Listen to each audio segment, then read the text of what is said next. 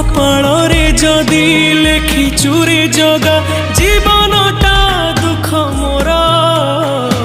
आखिर लुहकू ओठरे पीमु मेंटी देवी भोक मोर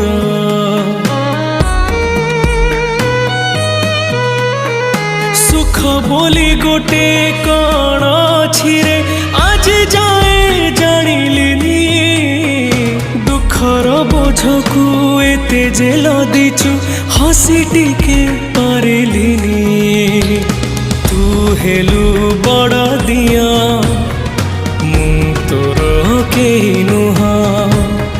सेथिपाई जाळु मते